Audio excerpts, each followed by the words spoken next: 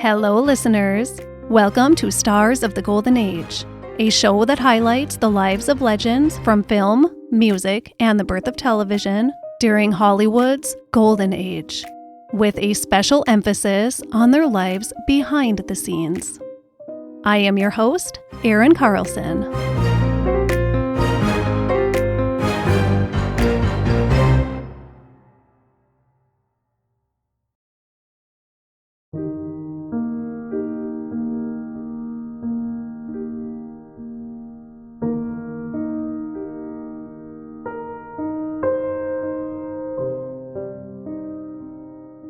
Today, we will be talking about Butterfly McQueen. Before I begin, I just want to say that I'll be using a couple of terms that we would absolutely not use today. But I am including several quotes that are important to the story, so within some of those quotes are terms that are today seen as derogatory. I will, however, not be saying the N-word. Butterfly McQueen is best known for playing Prissy in Gone with the Wind in 1939. But that is just a little tiny snippet of the life of a remarkable woman. Let me tell you all about it.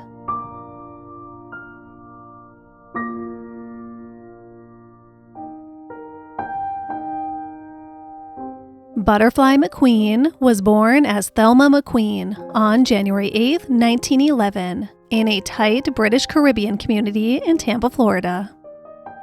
Thelma's father was named Wallace, and he was a dock worker, and her mother was named Mary, who worked as a domestic servant. Thelma, the future Butterfly McQueen, was the only child for Wallace and Mary. Their marriage didn't last. They divorced when Thelma was just 5 years old. Here is what she remembers of her parents' divorce. Quote, "Daddy left us when I was quite young. I can remember him hanging over me at the train station, trying to take me away from Mommy, but the judge said to give me to Mommy. Later, they hung a tag on me and sent me to Augusta by train, until my Mommy could send for me." End quote. A 5-year-old. While Mary looked for sufficient work that paid enough to support herself and her daughter, Thelma lived with her aunt and uncle in Augusta, Georgia, where she attended school at the Walker Baptist Institute and St. Benedict's Convent.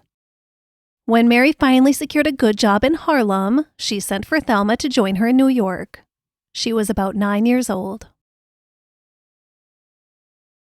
From the moment Thelma could move, she was singing and dancing. Her first official taste of performing in front of an audience came at church, which was a very important part of life for her mother. From reciting passages of the Bible and singing at church, she transitioned into school plays and amateur live theater. One of her very first school plays was called Aunt Sophronia at college, and in that play, Thelma danced in a number called The Butterfly Ballet. She also had a part in her school's production of A Midsummer Night's Dream, sparking in her a great love and admiration for William Shakespeare's work. Thelma graduated from high school in 1929 with her future set clearly within her sights. She was going to be a nurse. She wanted to help people. She began training at the Lincoln Training School for Nursing in the Bronx. But when she realized chemistry was going to be a huge part of that training, her dreams diminished a bit. She was not a fan of chemistry and couldn't pass the class. So she stepped away and considered other career options that didn't involve chemistry. While she contemplated what came next, she worked for a while as a nanny and a factory worker. But she just knew there was something grander out there for her. A teacher at nursing school had noticed her spunk and suggested that she go into acting, which would be a natural fit for her since she had loved her time performing as a child and in high school. There was just one problem. She was a black woman in early 1930s America. It wasn't going to be easy, but she was willing to give it a try. Thelma's first step into a life of hopefully professional acting came when she joined the New York Urban League Dramatic Group and Miss Venezuela Jones Negro Youth Theater Group in Harlem. Her first production was A Midsummer Night's Dream. During rehearsals, other members of the cast shared stories of their previous theater work, especially those who had worked on Broadway. Thelma, of course, hadn't had any theater experience yet outside of high school. So when she was asked about her previous work, she would tell the truth, just omitting the fact that it was in a high school play. She would say that she appeared in the Butterfly Ballet. A friend of hers in the group, Ruth Moore, saw the joy on Thelma's face as she described her experience in the Butterfly Ballet, and she started calling her Butterfly. And before long, everyone was calling her Butterfly. So it was during her very first theatrical production that Thelma McQueen changed her name professionally to Butterfly McQueen. The year was 1934. Within 2 or 3 years, she was performing on Broadway. Her official Broadway debut is most often credited as Lucille in George Abbott's Brown Sugar, which opened at the Biltmore Theater on December 2nd, 1937. Butterfly McQueen's trademark high-pitched, squeaky voice became a staple on Broadway, and she became a beloved presence on the stage. In 1938, she was even invited to a gala at the famed 21 Club by George Jean Nathan, who at the time was the president of the New York Drama Critics Circle and one of the most influential theater critics in the country. This isn't confirmed, but it is believed that Butterfly McQueen could have very well been the first Black woman to be invited to an event at the 21 Club. Shortly after that event, David O. Selznick began the long and arduous process of turning the best-selling Pulitzer Prize-winning novel, Gone with the Wind, into a movie. And with it being set in the American Civil War and the post-war restructuring years of the wealthy South, he was going to need some actors to play slaves. Butterfly's friend Ruth, along with millions of others, read the novel Gone with the Wind. And as Ruth got to know the character of Prissy, Scarlett O'Hara's personal maid, who she was not very kind to, Ruth told Butterfly she had to place herself in the running for that role. So Butterfly went to David O. Selznick's New York office and spoke to his representative, Mr. Bundeman. He took one look at her and said, "You're too old, too fat, and too dignified for the part. You could never be Prissy." I guess at least one of those things was kind of a compliment. Since the story is spanned over a period of several years, the character of Prissy is just 12 years old at the start of the story. Butterfly McQueen was 27 years old when she expressed her interest in playing the role. So Mr. Bundeman sent Butterfly McQueen on her merry way. But not much time passed before word reached David O. Selznick himself in Hollywood about a lively Black actress with a high-pitched voice who was really stealing the show in a couple of George Abbott Broadway productions. So Selznick invited Butterfly out to Hollywood so he could meet her himself. She recalled it like this, quote, "I just wanted to see what Hollywood was, and that attracted me because I wanted to earn money to pay off my debts," end quote. Butterfly McQueen had no idea what she was stepping into. Butterfly McQueen boarded a train in New York on January 15, 1939. And her first scene for Gone with the Wind was filmed on January 26, 1939. David O. Selznick liked her. Her first scene was one of the most iconic scenes in the entire film. The scene where Hattie McDaniel as Mammy is tightly lacing up Scarlett O'Hara's corset. Prissy comes in the room with a tray and says, "Mammy, here's Miss Scarlett's victuals." Another memorable scene in the movie, and arguably Butterfly McQueen's most famous scene in the movie, was when Melanie is in labor and Prissy's little white lie about being a midwife comes to light when she frantically says to Scarlett, "I don't know nothing about birth and babies," to which Scarlett O'Hara slaps her hard. George Cukor was still on as director when they filmed this scene. He was known as a woman's director and known for being very kind and compassionate to those women he directed. He was one of Katharine Hepburn's very best friends, and I assume she chose her friends carefully. That kindness and compassion he expressed as a director of women seemed to come to a halt when it hit the color line. He was not very kind and compassionate to the black actresses on the set, like Butterfly McQueen and Hattie McDaniel. In that scene where Vivien Leigh as Scarlett O'Hara had to slap Butterfly McQueen as Prissy, George Cukor told her to make it real and make it hard. And you can see this in the scene in the movie. Vivien Leigh really winds up for that hit. After a couple of takes filming the scene, Butterfly broke into tears and yelled, "I can't do it, she's hurting me, she's hurting me." And she was a tough woman. George Cukor replied to her, "I am the director, and I'll tell you when to cut the shot." Cukor also reportedly told Butterfly he would sell her down the river if she didn't get her scenes just right. But it was all in good fun, said reporter Susan Myrick. She wrote, quote, "It's all in good fun, of course, and Prissy enjoys the joke as much as any of us." End quote. Fun fact, she didn't. And just the fact that she referred to her as Prissy instead of Butterfly tells you something.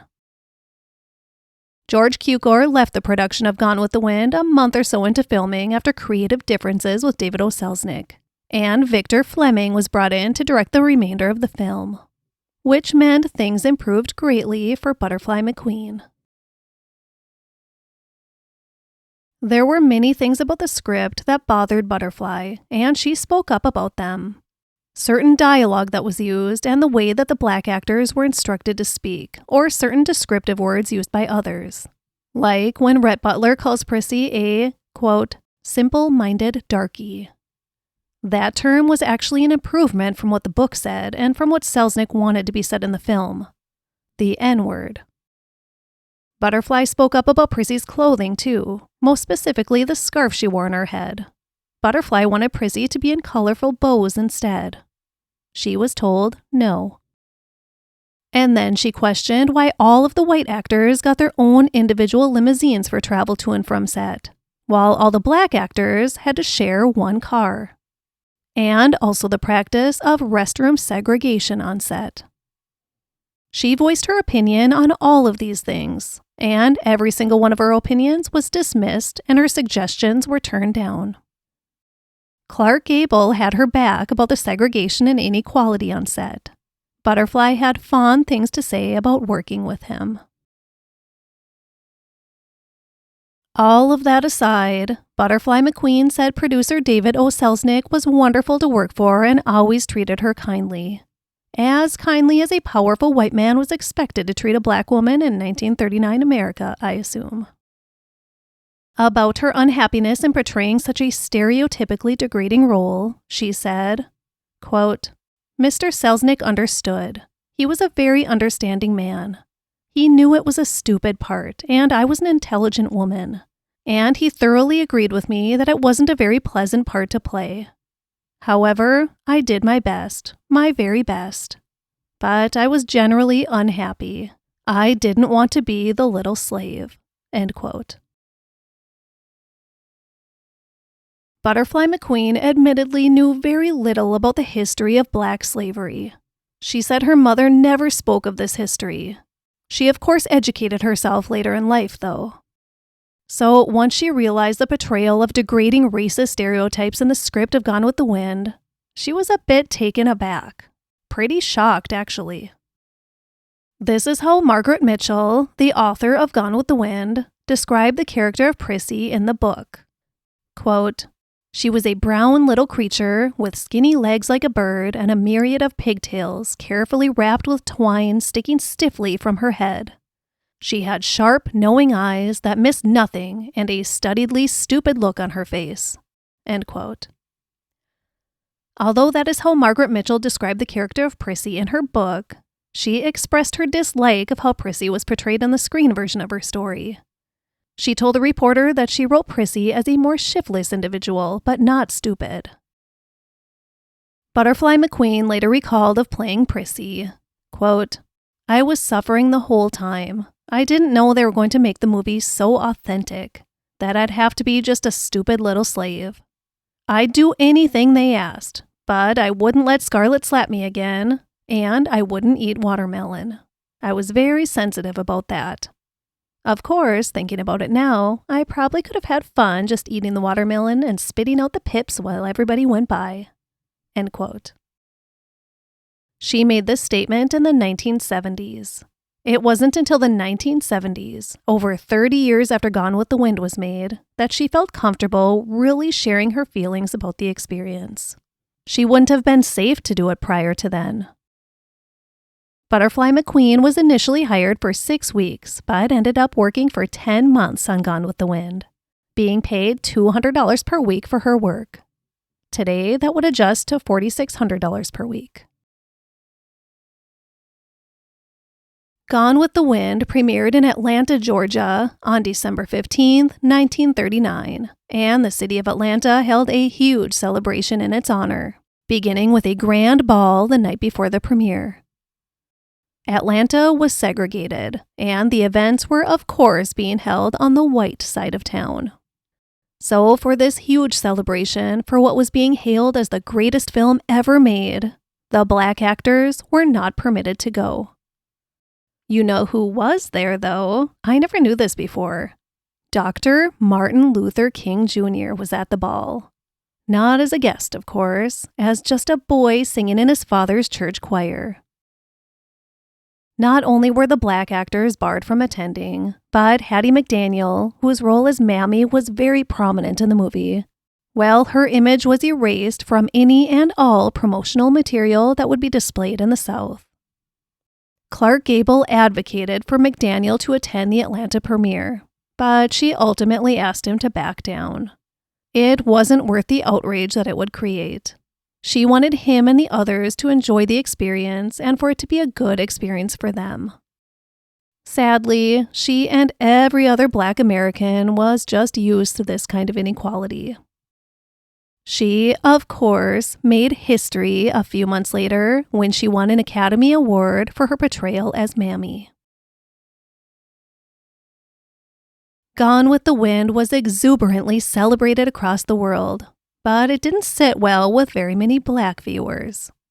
Most found the roles of Mammy, Pork, Prissy, and the other Black slave characters highly offensive, especially the character of Prissy and her treatment from Scarlett O'Hara. Petitions circulated through Black communities, urging individuals to boycott the film. Black picketers held signs in front of some theaters. Future civil rights leader Malcolm X was a teenager when Gone with the Wind was released. Here is what he recalled about seeing it in the theater. Quote, "When it played in Macon, I was the only Negro in the theater. And when Butterfly McQueen went into her act, I felt like crawling under the rug." End quote. He didn't dislike Butterfly McQueen. He disliked her character. Decades later, a Black woman referred to as Gladys voiced her concerns about the Black roles being played in Gone with the Wind and all other films for decades afterwards to reporter Claire Whitaker. She said, quote, "In terms of Black, there weren't, and still aren't, many films to identify with. You could be Hattie McDaniel in the role of Mammy, Butterfly McQueen in the role of Stupid, Eartha Kitt in the role of Slut, or Lena Horne in the role of light-skinned dark woman leaning against a piano and singing songs. Those were the only images that you really had or have. Another one is the strong mother like Jane Pittman. I'm not that, I'm not a slut, and I'm not a rag-on-the-head mammy. Whom can I identify with in terms of a Black woman on film? The whole film and its portrayal of Black women and men is blatantly racist. They must have spent hundreds of dollars on glycerin to make all the Black people look greasy." End quote. Maybe they should have listened to some of Butterfly McQueen's suggestions after all. Before Gone with the Wind even had its grand premiere to the excited all-white Atlanta audience, Butterfly McQueen was back in New York on a Broadway stage in the musical Swingin' the Dream, It was described as a swing rendition of A Midsummer Night's Dream. Dorothy McGuire and Louis Armstrong were also in that production. Louis Armstrong said of working alongside Butterfly McQueen, quote, "Every night I'd wait for her to come on stage and do her act, and it would just knock me completely out. Yes, she's a great little actress," end quote. It wasn't a long-running production or very acclaimed. However, almost everyone who saw it praised it. It was described as, quote, "one of the most fascinating flops of all time," end quote. After the short 13-performance run of Swing in the Dream, Butterfly McQueen headed back to Hollywood. Hollywood in the 1930s and 1940s was a grand land of dreams for so many hopeful actors and actresses. And those grand, sparkly dreams came true for the luckiest of them. For the white hopeful stars, that is. For those who were not white, if those dreams actually landed somewhere near reality, it was a much less glittery reality than their white counterparts. Much less. Black actors and actresses had one main role in the movies of the white Hollywood's Big Five studios during that time: the help. Upon her return to Hollywood, Butterfly McQueen landed at Warner Brothers Studio, where she was teamed up again with her Gone with the Wind co-star Hattie McDaniel in the not very well-received 1941 screwball comedy Affectionately Yours, with Merle Oberon, Rita Hayworth, and Dennis Morgan. Butterfly McQueen's character was described by Mel Watkins as, quote, "a tear-eyed maid who quaked at the slightest mishap, real or imagined. Skittish and fragile, her presence served to exaggerate McDaniel's bombast and aggressiveness," end quote. They both played domestic servants, of course. Following Affectionately Yours, Butterfly McQueen was brought on by MGM for their Vincent Minnelli-directed remake of the black-casted Broadway musical Cabin in the Sky.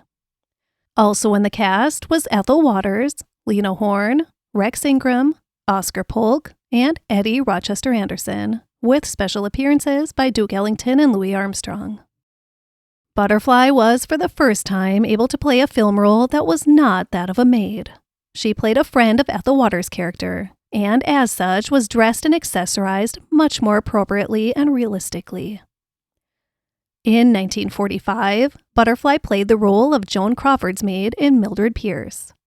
And like almost all of her other movies up to this point, this role was filled to the brim with racial stereotypes and racist overtones.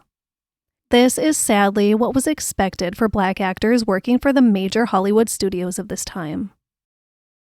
Aside from Gone with the Wind, Mildred Pierce would become Butterfly McQueen's most recognized film role. Outside of her film roles in the mid to late 1940s, Butterfly McQueen occupied her professional time with work on popular radio shows of the time, such as The Danny Kaye Show and The Jack Benny Show. Butterfly left her contract with The Jack Benny Show because she was unhappy with the degrading role she was expected to play as a domestic servant. But The Danny Kaye Show has been praised for portraying Butterfly in a part outside of the typical offensive black stereotype of the time. So, good for you, Danny Kaye. Butterfly McQueen was getting increasingly frustrated and downright angry about the roles given to herself and her fellow black colleagues within the very white Hollywood studio system. And she was becoming much less afraid to stand up and say something about it, like she had to Jack Benny. This was very admirable and brave. But in the mid-1940s, Hollywood wasn't too interested in changing much in terms of black roles in the Big Five studios. Not for any black actors whose skin wasn't on the lighter side, like Lena Horne, Dorothy Dandridge, and Freddie Washington, at least. Not that any of them had it easy by any means. Butterfly McQueen appeared in David O. Selznick's grand, hopeful Next Gone with the Wind in 1946. The movie was Duel in the Sun. Butterfly McQueen played, you guessed it, a maid. And with that, she'd had enough with herself and all of the other black actors playing servants. So, in the year 1946, Butterfly McQueen took a stand. She had tried to promote change with nothing but dismissal, so she announced that she would no longer be accepting any roles where she played the help. She took a stand, but unfortunately, much like fellow Black actors of the time, Freddie Washington and Paul Robeson, the stand didn't have the positive results that she had hoped for. Not for her in 1940s America, but her strength in taking that stand, her sacrifices, were not done in vain. It mattered in the still decades-long fight between Black actors and actresses and Hollywood film studios for fair and decent movie roles. Butterfly McQueen had taken a risk, a huge risk. She knew standing up to the Hollywood studio system and refusing the maid roles would likely signal the end of her Hollywood movie career. But she had to take that risk. She was a strong woman, and if there was even the tiniest chance that she could change the course of entertainment history for Black actors and actresses in Hollywood, she was going to take that chance. She knew it was a long shot, though, and it turned out to be just that. When Butterfly McQueen took a stand, she signed away her Hollywood acting career. Directors and producers loved the spice she added to their movies, and they thought she was a great comedian who also had talent as a dramatic actress. But they were only interested in showcasing those talents in degrading servant roles in their movies. She said, quote, "I didn't mind playing a maid the first time because I thought it was just how you get into the business. But after I did the same thing over and over, I resented it. I didn't mind being funny, but I didn't like being stupid." End quote. She said specifically of her role in Affectionately Yours, quote, "I had imagined that since I was an intelligent woman, I could play any kind of role." End quote. She would be back on screen a few more times throughout the years, but not much. With her Hollywood movie career now in her past, Butterfly McQueen returned to New York and took on a variety of jobs, anything she could secure to support her survival. She worked in restaurants, she worked in the Macy's toy department, she worked in factories, and she dispatched taxi cabs. And sadly, in a sad twist of fate, she worked as a maid. My favorite of her jobs in her post-Hollywood life was that of Santa Claus. Yes, little squeaky-voiced Butterfly McQueen, a Black woman, played Santa Claus at a few children's hospitals. I love that. Throughout her days of hard work back in New York, she waited and waited for word from Hollywood, for that next film role, a good and decent film role, for Hollywood producers to come to their senses. But it never came. Hollywood would begin to slowly shift throughout the 1950s and 1960s, but it just wasn't ready to invite back a Black woman who took a stand against it. Butterfly McQueen wasn't called back by any of the major Hollywood studios, but she did appear in at least one small, low-budget film for a Black studio outside of Hollywood called Killer Diller in 1948. Following this, she hit the vaudeville circuit, and she made her television debut in 1950 on CBS's Studio One. And this was quickly followed by a role in the wildly popular television show that was transitioned from radio, Beulah, with Ethel Waters. Hattie McDaniel had played Beulah in the radio series, and she was slated to replace Ethel Waters after the second season of the television show, but she was in failing health. So at that point, her friend Louise Beavers took over the role. Butterfly played Oriole, Beulah's friend, and both women were maids. This was exactly what she was trying to get away from, but she knew it was her only way of receiving a generous paycheck as an actress. She was paid $400 per week for her work in Beulah, which would adjust to $4,900 per week today, and it was much easier work than the hard labor she was doing in her other jobs. Beulah ended in 1953, and there wouldn't be another television series starring a Black actress in the lead role until Diane Carroll as Julia in 1968. Following Beulah, Butterfly appeared in various TV variety shows and live TV theater productions. Aside from Butterfly's television roles, she was still performing on stage in the vaudeville circuit. In 1951, she was ready to take another bold chance in her career. She was going to take her vaudeville act, revamp it a bit, and present it as a grand one-woman show at Carnegie Hall. She poured her life savings into creating this show, which would be a limited engagement of just 3 performances at Carnegie Hall. It cost her everything she had, $15,000, and a lot of sheer will and hope and drive. Unfortunately, the crowds of fans she envisioned didn't show up at the ticket counter for her. It was a great disappointment, and Butterfly lost her entire life savings by taking this grand chance. Butterfly McQueen continued to appear in stage productions, mostly with what was called at the time the Negro Drama Players. Her mother became ill and passed away in 1957, so at that point, 46-year-old Butterfly relocated back to Augusta, Georgia, where her mother had been living again. During her time in Augusta, Butterfly enrolled in the Georgia Medical School, where she decided to give nursing another try.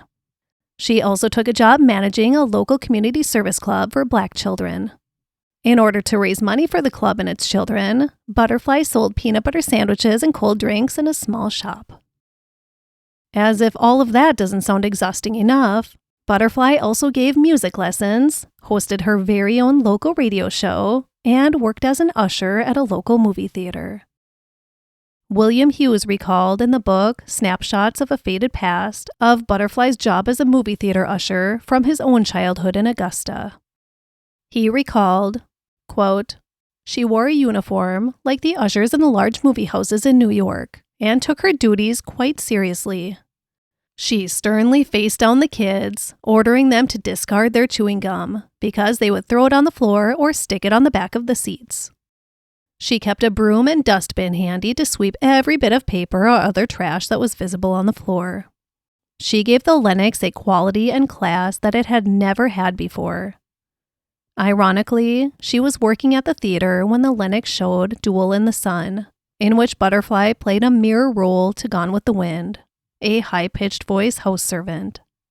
One wonders what she thought as she watched her image on the screen and heard the laughter of the kids in the theater." End quote. Butterfly McQueen stayed in Augusta, Georgia for several years. She wanted desperately to do more theater work, but the roles were just no longer being offered to her. Not there, at least.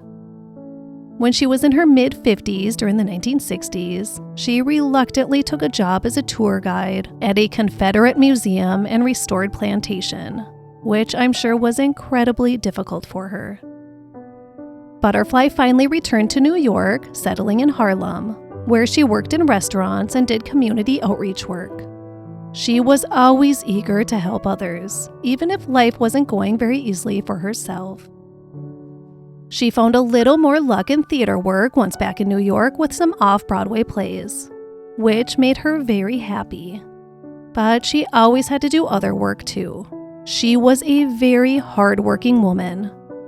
Well into her golden years, she was still tirelessly working with children and giving dance, guitar, and piano lessons, all while taking any theater role she could get and supplementing with restaurant work.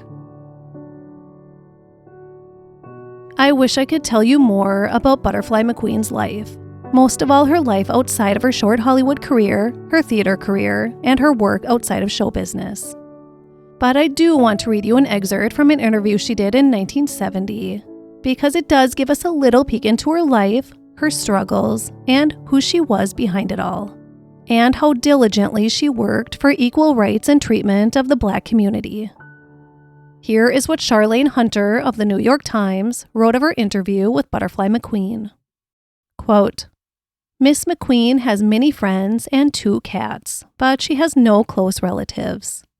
She lives alone in a brownstone rooming house that she owns. In April, she said, one of her tenants threw lye in her face, but all but a small dark trace of damage is gone. By the time the police got there, I was sitting on top of her," she recalled. "And if I hadn't been a Christian and realized that the woman was just sick, I probably would have bashed her head into the floor. But the policemen treated us both like dirt.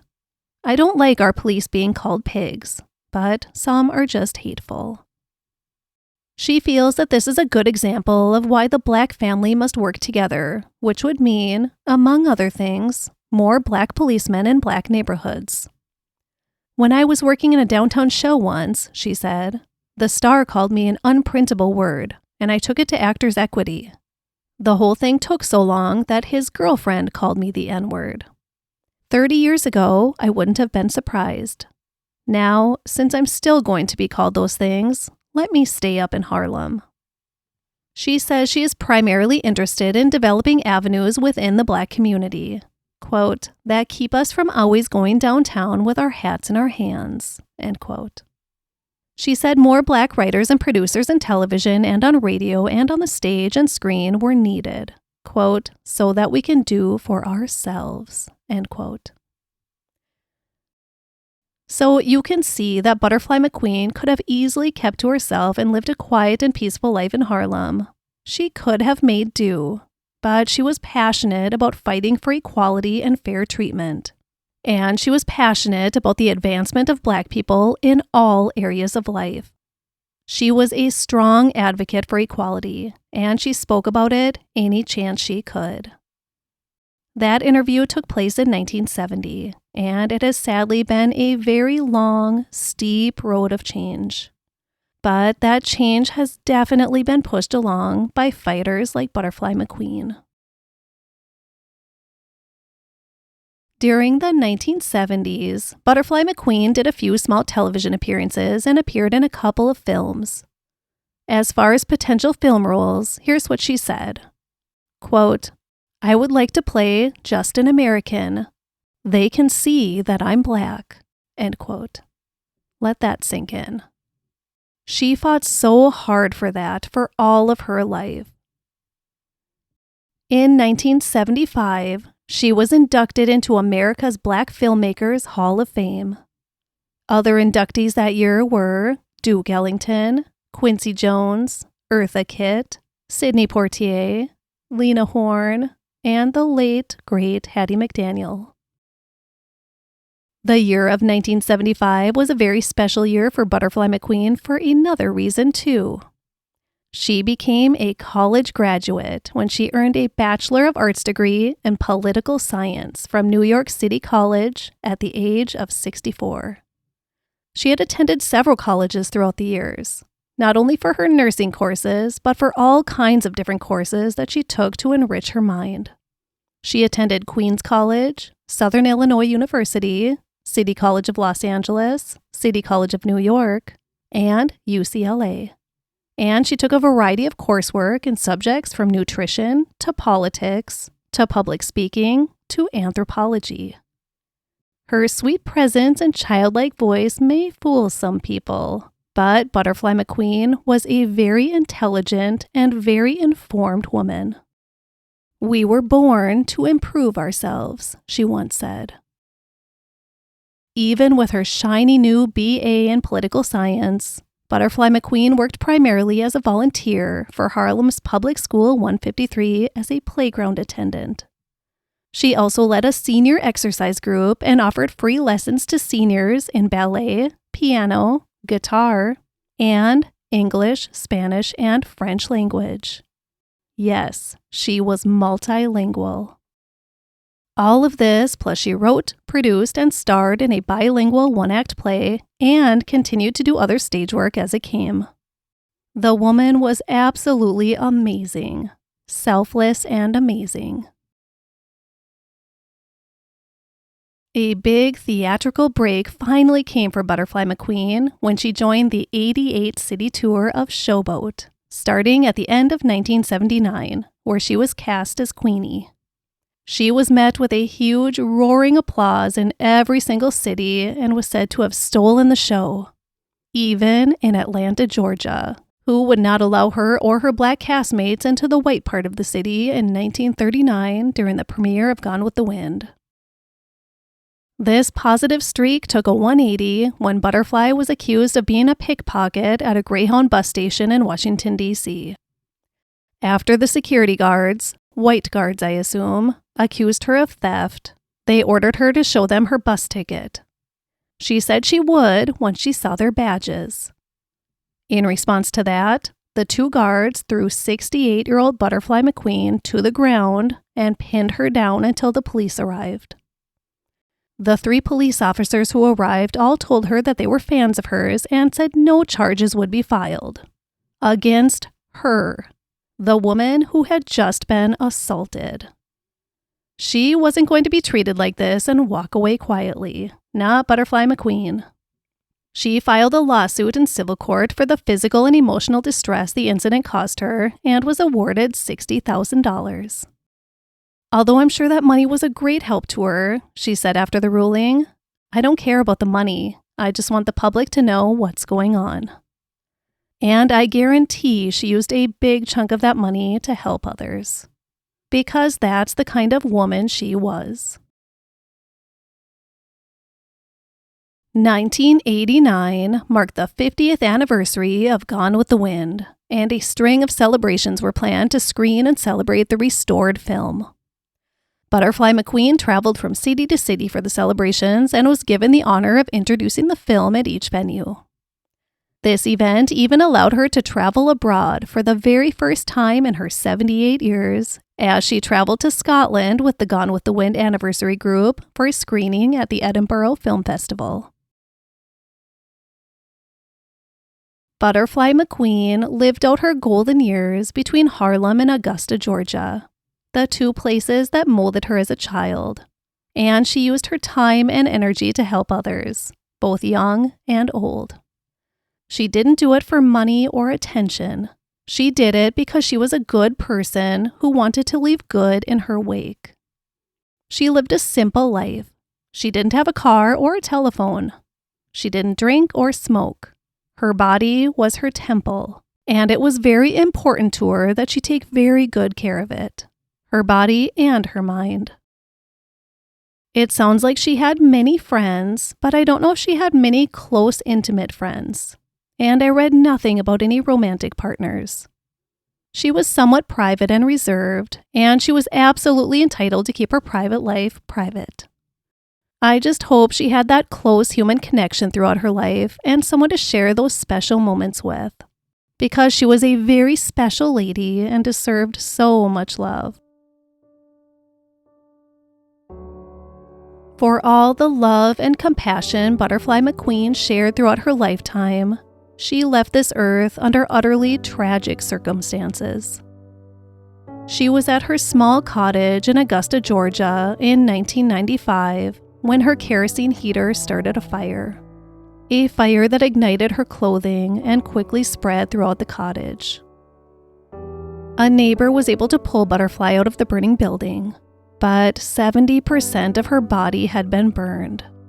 The body she had spent her entire life taking such delicate care of. She made it to the hospital, but she passed away later that evening. Butterfly McQueen died at the age of 84 on December 22nd, 1995. After Butterfly's death, firefighters found 6 checks, each made out to $100, ready to be mailed to different charities. She was well known for offering free rent in her Harlem brownstone and her 2 Augusta cottages to anyone who was unwilling to pay rent and needed a place to live. In her will, she left her homes to the tenants who currently resided in them.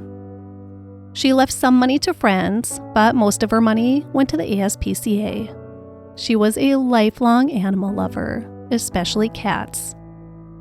Butterfly McQueen was an inspirational humanitarian right up to the very end.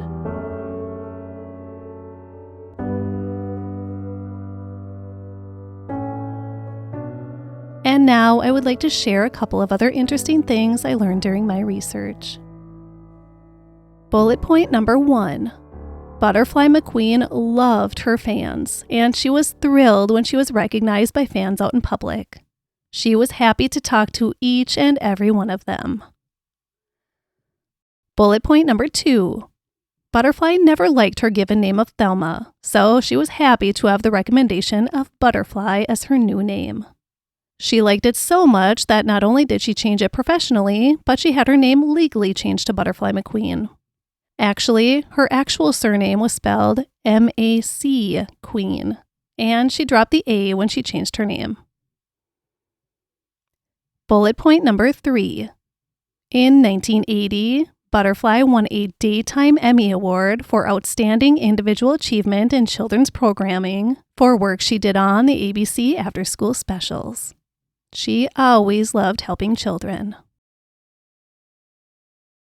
In conclusion, Butterfly McQueen was a one-of-a-kind, truly special human being. She was unbelievably selfless, especially considering all of the hate and mistreatment and inequality she herself was forced to endure throughout her life. Maybe that's why she was so selfless. She did so much for the world, yet it was her racially demeaning role as Prissy in Gone with the Wind that she is best known for. I myself am guilty of that, of not knowing much more than her role as Prissy. I am so happy that I got to know the real Butterfly McQueen, and I'm happy to have shared her remarkable story of strength and humanity with you. Let's all remember her for the good she constantly did for others, even when good wasn't being done to her. It breaks my heart that such a bright and shining soul was taken from this life so tragically. She deserved so much more. Nobody deserves to go that way. But for a loving, bright spirit like Butterfly McQueen, it just seems so unfair. I have no doubt that she had years left of good to give the world. Maybe we can all do a little something good for someone to pick up where she left off. Those are big shoes to fill, though. Thank you, Butterfly McQueen, for being an amazing role model for simply being a good human being. We are sadly losing that more and more each and every day. Thank you for showing us that we all have the power to help the world, to help others, to be kind, and to make the world a better place. Even if it seems like we alone can't make a difference, we can all make a difference. And thank you all for listening. And now I would like to read you a review of the week. This review comes from Huguenot on Apple Podcasts alongside a shiny 5-star rating. And it's titled, So That's Who That Was. And it reads, Great info about many Golden Age Hollywood stars I've seen many times but knew nothing about. Enjoying this new podcast find. Well done. Thanks. No, thank you. I am so happy you found the show, and I'm so happy I can share the lives of some of our favorite on-screen faces so we can all get to know them better together. I know I really enjoy learning about our stars and what life was like for them behind the scenes. All the juicy stuff. Thanks again for a great review. So now, as many of you know, I just returned from a fabulous old Hollywood-inspired trip to Hollywood, and I want to tell you a little about it. Patreon friends, I have a big juicy episode coming for you guys that I'll share every single little detail. But for today, just some highlights. Do you want to hear the nitty-gritty fun details? Come on over to Patreon, I'll share it all with you. I have a lot of amazing things to share. But today, here's a quick rundown of our trip. First of all, my wonderful mother accompanied me to California. She is the #1 fan of the show and loves old Hollywood just as much as I do. We have traveled the world together and we have it down to a science. The more smoothly you can coexist with a travel partner, the better those travels will be. And we had a lot of ground to cover. We began our old Hollywood adventures in Long Beach aboard the historic and amazingly iconic Cunard Queen Mary luxury liner, which is long retired in port at Long Beach and operates as a hotel and museum today. We spent 2 nights aboard the Queen and we walked every inch we could, where Clark Gable and Fred Astaire and Judy Garland and Elizabeth Taylor and so many others walked. The ship has been preserved in its historical glory and was truly like stepping back in time to the height of glamour and elegance of the 1930s.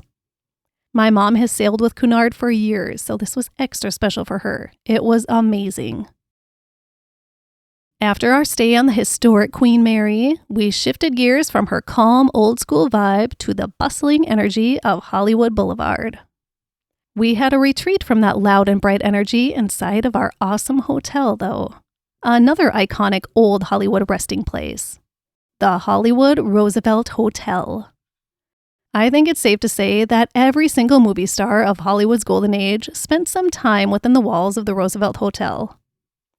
My primary goal during our stay was to get myself inside the carefully guarded doors of the Blossom Ballroom, the location of the very first Academy Awards ceremony in 1929, 2 years after the hotel was built.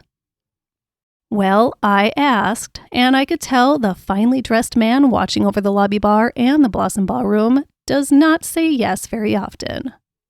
But when I said I hosted a podcast about old Hollywood, and he probably saw the desperation in my eyes, he deemed me worthy. He took out his keys, opened those grand doors, and let us inside. Words cannot describe what it felt like to stand inside that room. Our room at the Roosevelt was also remarkable. We were on the 11th floor, one floor below the penthouse, and looked perfectly out at Grauman's Chinese Theater and the Hollywood sign. I know it's TCL Chinese Theater, but it's always Grauman's to me. The Roosevelt was a perfect place to call home for 5 days.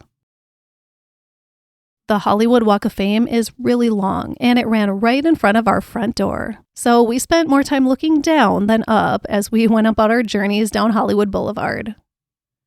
We filled our days with visits to the amazing Hollywood Museum. Please go there if you're ever in town. Grauman's Chinese Theater, Griffith Park and the Hollywood sign, the Hollywood Forever Cemetery, and a fabulous half-day classic film tour at Warner Brothers Studio. Seeing the hand and footprints at Grauman's was so cool, and the studio tour was absolutely amazing. I'll tell you one fun fact. The Kooky Auntie's house from Arsenic and Old Lace is still on the Warner Brothers backlot today. And it is the very same house that the Seavers called home in the 1980s hit sitcom Growing Pains. And it's in the Gremlins too. And we got to step inside that house, which today is set up for a whole different movie. Want more fun facts from our Warner Brothers tour? Come on over to Patreon. The Hollywood Forever Cemetery is gorgeous. It is the final resting place for many, many Hollywood greats, and we visited as many as we could. Judy is there. It is a beautiful place. Finally, of course, we did a touristy tour in a tour van that brought us up Mulholland Drive, which almost killed me, through Beverly Hills, down Rodeo Drive, and down the Sunset Strip. I'll go into more details about this and what old Hollywood spots I was on the lookout for over on Patreon too. Oh, and 2 more things. We had dinner at the iconic Musso and Frank's and lunch at the iconic Chateau Marmont. We immersed ourselves in so much history, and we didn't even get to everything I wanted to go see. So that means we have to go back. It was absolutely amazing, and it was a very, very spiritual journey for me. I had a lot of feels on this trip. I'll share all the details. I have so much more to say about it. Want to hear? Patreon.com/Stars of the Golden Age podcast. Come on over and listen, and there is so much amazing bonus content over there. I promise not to disappoint you. I'll tell you the rest about our trip, what we ate, what we drank, and the 2 old Hollywood ghosts that I was on the lookout for the entire time. Did I find them? Come on over and give it a listen. Thanks so much, guys. Reach for the positive in every day. Be kind to everyone you encounter. Listen to your inner Butterfly McQueen as you approach the world. And have a great rest of your week. My primary source for this episode was an amazing book titled Butterfly McQueen Remembered by Stephen Bourne. I also used a 1990 interview of Butterfly McQueen with Del Ward of WMAZ from Macon, Georgia, and IMDB.